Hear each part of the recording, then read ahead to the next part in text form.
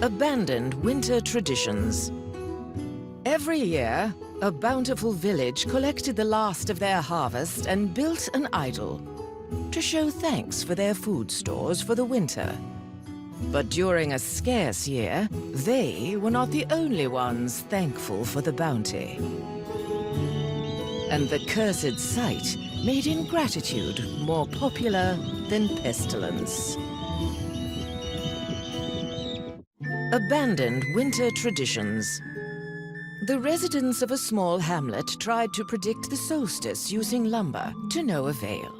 Fools, thought the local know-it-all. He did the celestial calculations and ordered his neighbors to build the biggest and most accurate stone circle yet. He quickly learned the error of his haughtiness. And they quickly learned that plain old drunken revelry is the best kind of tradition. Abandoned winter traditions. In the far north, the local residents warded off the longest and darkest night with ceremonial fire.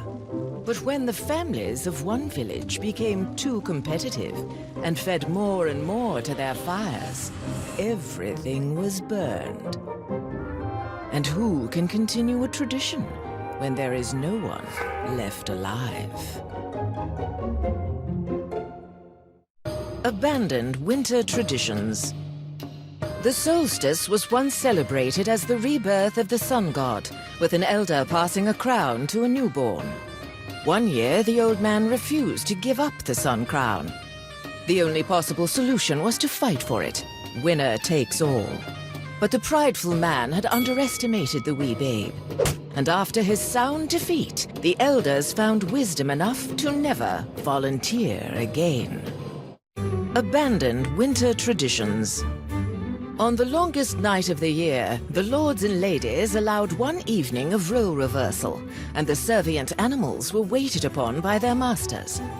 Of course, it was a devious cat who devised a loophole, and with its temporary power, declared the switch permanent.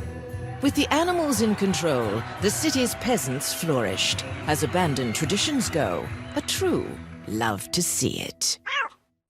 Abandoned winter traditions.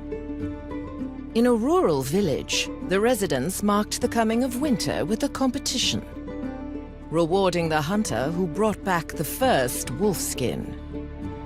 One year, the hunters were slow to return. When they did, they brought back a message. And the villagers never set foot in the winter woods again. The short career of Junior Claus.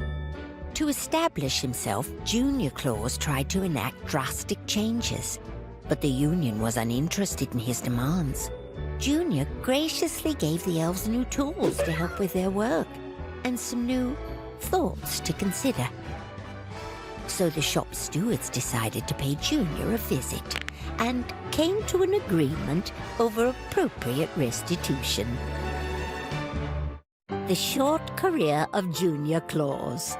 Junior Claus's first act was to boot the reindeer. Too much upkeep, he grumbled. The replacements? Robo-Deer, the newest in hoof-based transportation.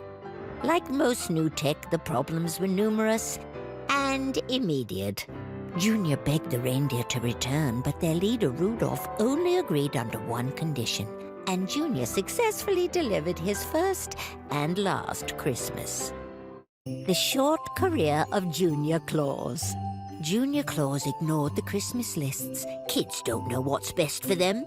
He pitched a predictive gifting algorithm, an expensive endeavor that could be offset by brand sponsorship. But Junior got greedy and chose the most money over the most appropriate. To every parent's dismay.